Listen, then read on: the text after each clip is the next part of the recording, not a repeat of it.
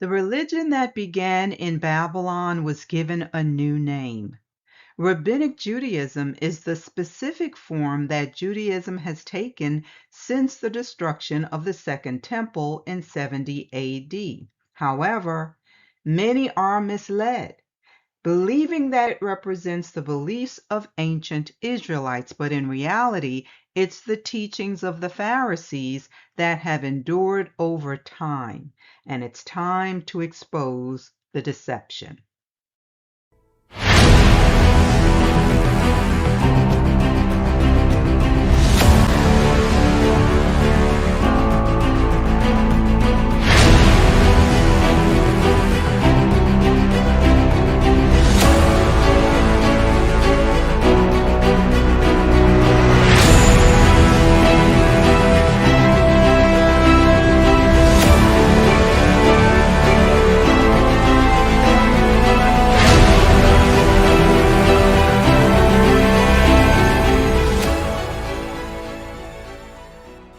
In the last session, we talked about how the Pharisees escaped the destruction of Jerusalem in 70 AD. They reorganized at Yavne, and their teachings became what we know today as Rabbinic Judaism that produced the Mishnah and the Talmud. Every major Jewish community after 70 AD is a branch of Rabbinic Judaism. So we're going to continue the discussion to see how the Pharisees met the ruling elite of the Khazars, and then we'll talk about what led to their formal conversion to Rabbinic Judaism. Now, here is an important point to keep in mind as we look at dispersions of the Rabbinic Jews. We said that the Pharisees regrouped in Yavne after 70 AD. However, that was only a temporary location. They left there and went to Babylonia. Yes, we're talking about Babylon in Iraq. The Pharisees were in Yavne from 70 to 90 CE. While they were there, they stabilized Jewish law, preserved their oral traditions, and rearranged their leadership. They left Yavne because it was too small. It was politically fragile, and it was still under Roman control. So sources say they decided to go to Babylonia because it already had the largest, oldest, safest Israelite population. So while Judah was suffering and still dealing with Roman occupation, revolts, destruction, a ban that was in place to prevent Judeans from entering Jerusalem, some of them thought it would be best to go back to Babylon. Let's look at this article from Posen Library. It's asking the question, what do we know about the Babylonian exile?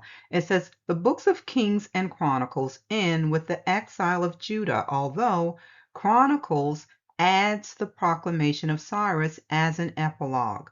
Although the theme of exile is prominent throughout the narratives, and indeed throughout the Bible as a whole, the long narrative sequence from Genesis through Kings and also Chronicles contains nothing about life in the Babylonian exile. Fortunately, the life of Israelite and Judahite exiles living in Assyria, Babylonia, and Egypt is documented in writings from these countries. The northern Israelites exiled by the Assyrians were dispersed to places in and around Assyria, as the Bible states, and Assyrian documents refer to individual Israelites serving in military and administrative roles and working on building projects. Documents from Babylon record that King Jehoiakim, who was deported to Babylon in 597 BCE, received food rations from the Babylonian palace. Other documents illustrate the life of Judahites in other Babylonian cities and towns. The Babylonians kept at least some exiled communities, not only Judahites, intact, and allowed them to manage their own internal affairs. They also settled them on land in return for taxes and military or corvée services. So there was even a town called Al-Yahudu, or Judah town, in Babylon. So what happened when the Babylonian exile ended? It says the biblical account of Israel's story resumes in the book of Ezra and Nehemiah with the return of some of the exiles to Judah under the leadership of Ezra, a priest and scribe, and Nehemiah, who was the governor. The main tasks that occupied the returnees were the rebuilding of the temple, the reconstruction of walls to protect Jerusalem, and the people's commitment to follow the laws of the Torah. Now it says matters of Yehudi identity loomed large and needed to be redefined. Those who had been exiled and had returned, not the people whom the returnees found in Judah upon their return, were considered to be quote unquote real Jews or Yehudim. As you can see, even back then, distinctions had to be made. In Revelation 2:9 and 3:9, we are told that there would be some who call themselves Jews, but they lie. Who are they? We're told that they are the synagogue of Satan. So yes, making a distinction matters. So why was the name changed from Babylon to Babylonia in this region in Iraq? Well, the change from Babylon to Babylonia reflected a shift from naming a single city to naming the entire region and civilization that included that city. And Babylon, we know, is the ancient name of a specific city in southern Mesopotamia. However, Babylonia is the name of the broader political, cultural, and geographical area, again, that included Babylon and its surrounding territories. It's describing the whole region of southern Mesopotamia under Babylonian influence. So yes, our people are still there. Let's look at this from the Septuagint, Isaiah 11:11 through 12. And it shall be in that day, what day are we talking about? In the last days, in the day that they refer to as the day of the Lord, that the Most High shall again show his hand to be zealous for the remnant that is left of the people, which shall be left by the Assyrians, and that from Egypt, and from the country of Babylon, and from Ethiopia, and from the Elamites, and from the rising of the sun, and out of Arabia. And he shall lift up a standard for the nations, and he shall gather the lost ones of Israel, and he shall gather the dispersed of Judah from the four corners of the earth. What we see is that the Pharisees were able to morph into something else, like with Edom and Rome. We see identity, names, and location changes. So after the temple's destruction, Jerusalem lost its central sacrificial system and its main authority. Before the destruction, the Pharisees had already placed an emphasis on the oral traditions, rigorous observance of the law, and had a willingness to make compromises to please the Romans. This is why they weren't being chased down and enslaved. So we should not be surprised that they were among the leaders who took charge in Yavne. Who was going to oppose them? They established a major academy that became the new center of Jewish learning and legal authority. They stabilized the law. What does that mean? They stabilized the law. Well, because they were no longer observing the sacrificial system, they created a structured framework for Jewish law and practices in the absence of the temple. They codified their oral law that would become the Mishnah and the Talmud. This goes on to say that they defined their orthodoxy or their belief system, and they focused on the study of the law rather than engaging in rebellion and political revolt. They were no longer known as Pharisees. They were the direct intellectual and religious forerunners of rabbinic Judaism. Later, they transitioned to Babylonia, and centuries later, they connected with the Khazars. Now, just FYI that there are those of the Ish community who reject any association with the Khazars, so they always try to discredit the sources. We're going to look at this journal article called A New Discovery, Khazarian Hebrew Documents of the 10th Century. It says strewn with pitfalls and abounding in controversies, the reconstruction of the history of medieval Western Eurasia, the meeting ground of Indo-European, Altaic, and Uralic peoples, has always been a complex and formidable task.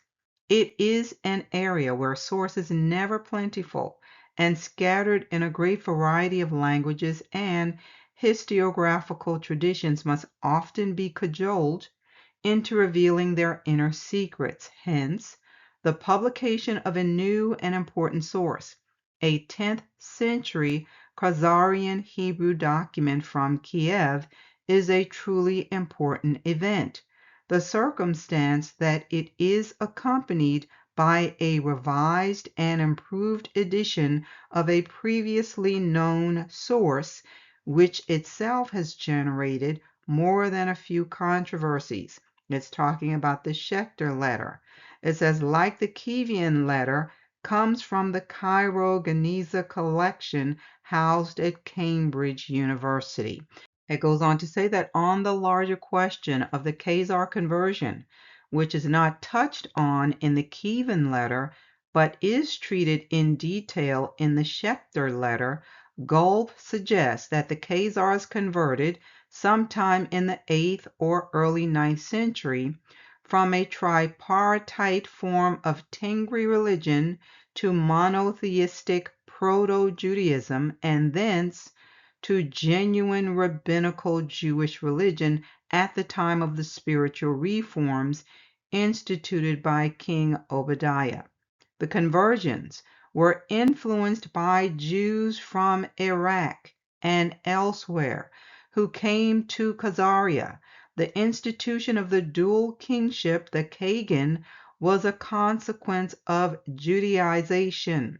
The process of monarchical Judaization was reflected in changes from Turkic to Hebrew names, and finally, the various arguments to show that Khazar Judaism was rabbinical and not Karaite in character are adduced. Various sources say that this conversion came about through diplomatic and personal correspondence, most notably the Khazar correspondence, which documented the Khazars' adoption of rabbinic Judaism by their rulers.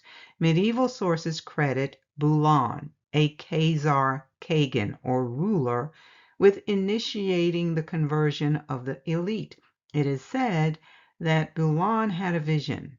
He then hosted a debate between representatives of Islam, Judaism, and Christianity because he wanted to decide which religion would be best for his people to convert to.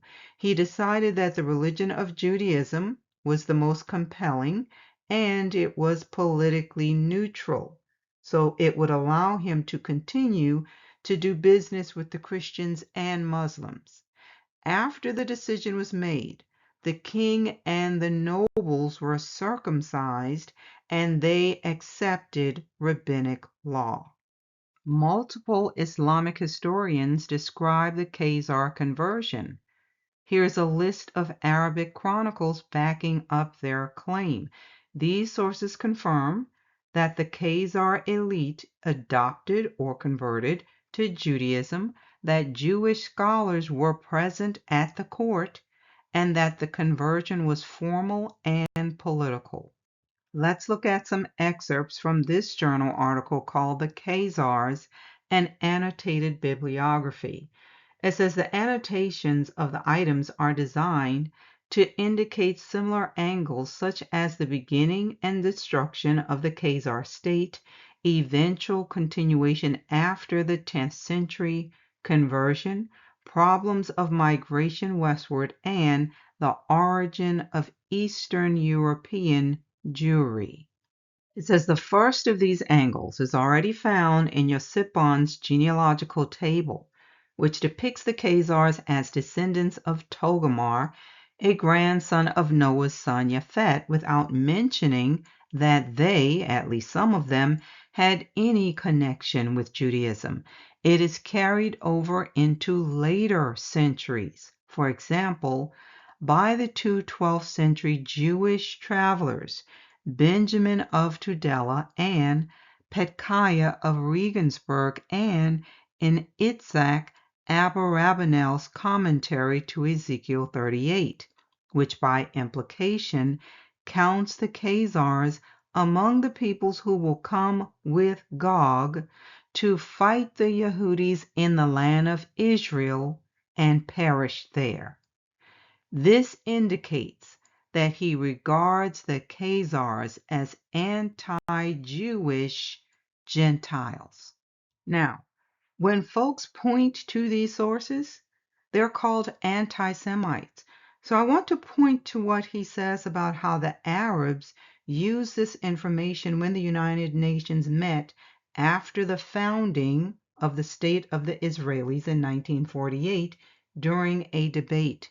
It says the Arabs and their supporters have used and abused the Khazar angle in their anti-Ish writings, allegedly proving that the Ish are not Jews at all. So by the time the Khazar kingdom disappeared, between the 10th and 13th centuries, there were no Pharisees left as a distinct group. The Pharisees had already transformed more than 700 years earlier into Rabbinic Judaism, the mainstream form of Judaism that continued across the diaspora, including among Jews living in Khazaria. So where did they go after the Khazar kingdom collapsed? Well, because they had already transformed into Rabbinic Judaism, they continued as Rabbinic Jews in the regions where Khazar Jews resettled. Some went to Crimea, Kievan Rus territories as in Russia, Byzantine lands, later Eastern European Jewish communities. Sources show that some Khazar Jews migrated west into Eastern Europe after the collapse of the Khazarian kingdom. Some went into Central Asian cities due to long-standing trade connections. Basically, the Rabbinic Jews began migrating and blending into other diasporan communities, and that is reflected in the genetics. Let's look at this journal article from academia.edu entitled Jews by Haplotype, Likeness and History, a Nuanced Illustration of Relatedness. It says Ashkenazi Jews and their ancestors, despite periods of endogamy, isolation, dissipation, and oppression, have randomly mated with co-religionists and admixed with wider populations. Admixture has come from multiple sources at different times throughout history. The focus of this paper relies on both historical and genetic inquiry and inference. While interest has been focused on roughly the last 1500 years, it is important to note that underlying strata cannot be discounted. Yet formation of the Ashkenazi subpopulation begins about the 10th century of the Common Era.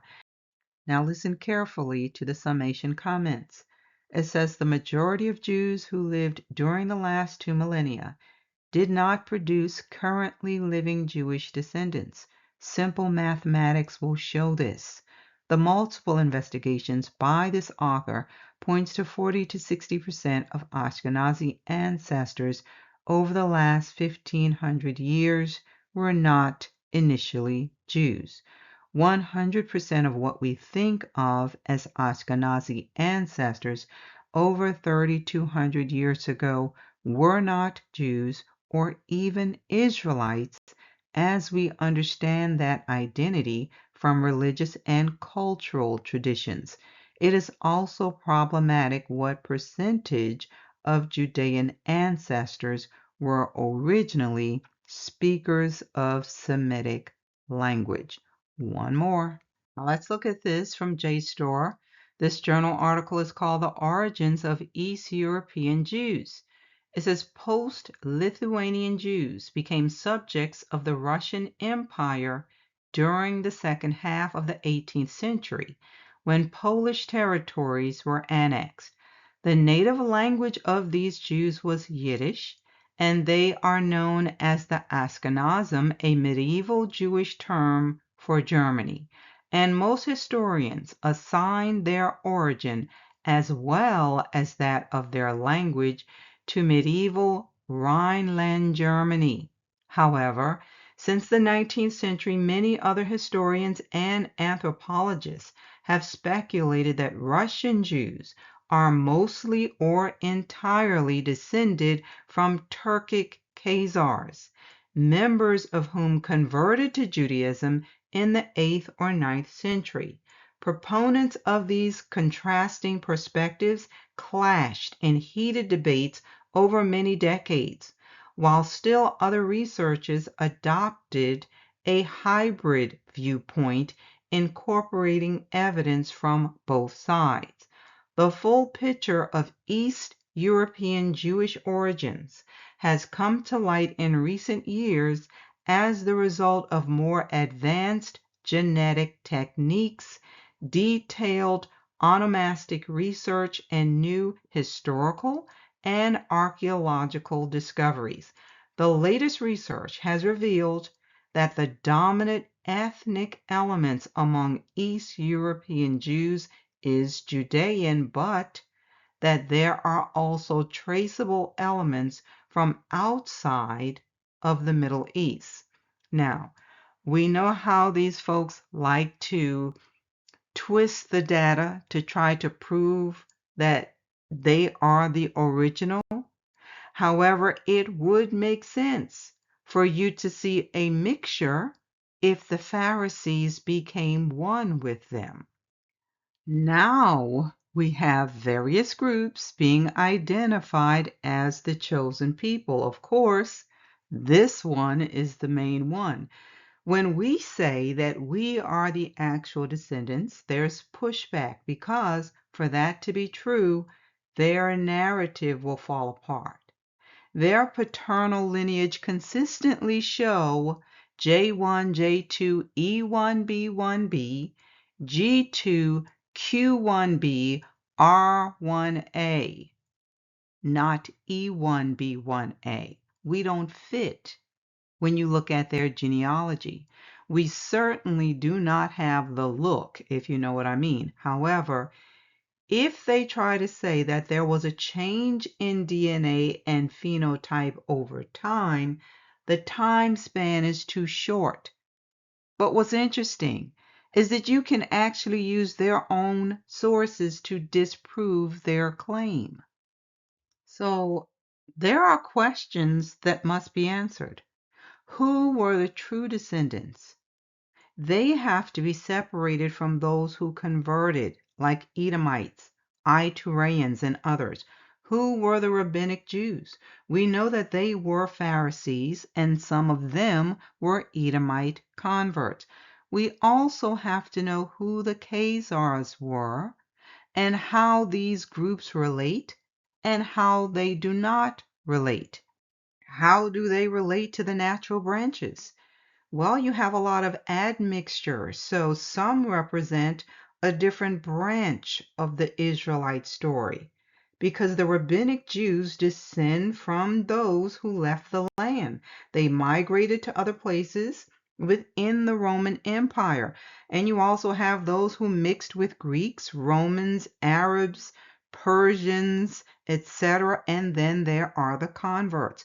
All of these people fall under the label of a Jew, but like in the days of Ezra, a distinction has to be made in order to identify the actual descendants of Jacob.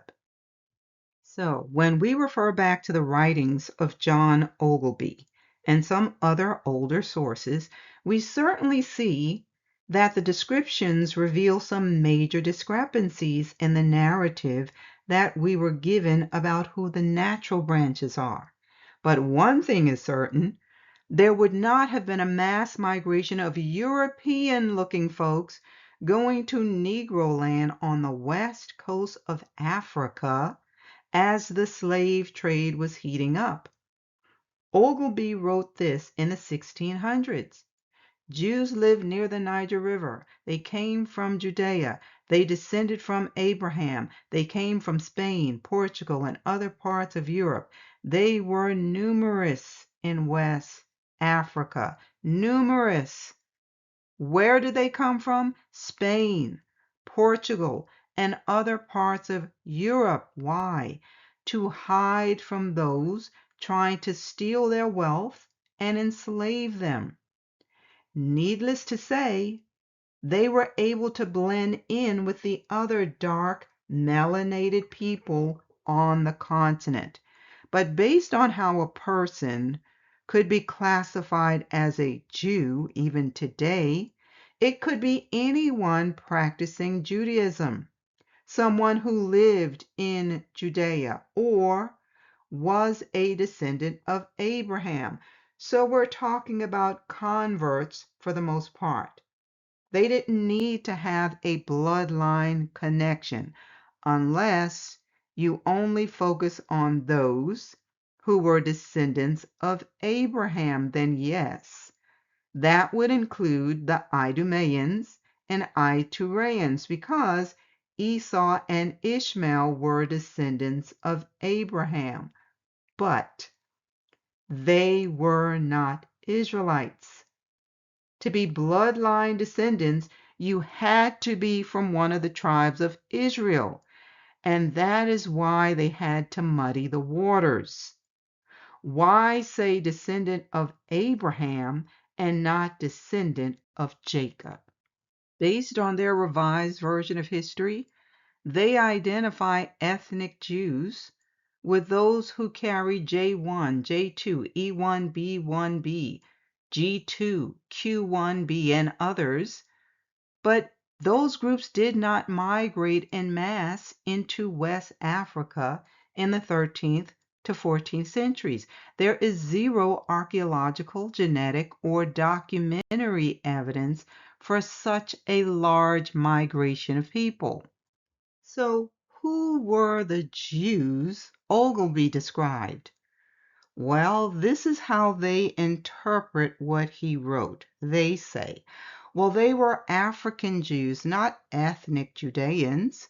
Their identity came from conversion, intermarriage, adoption of Jewish law, integration into Saharan Jewish trade networks.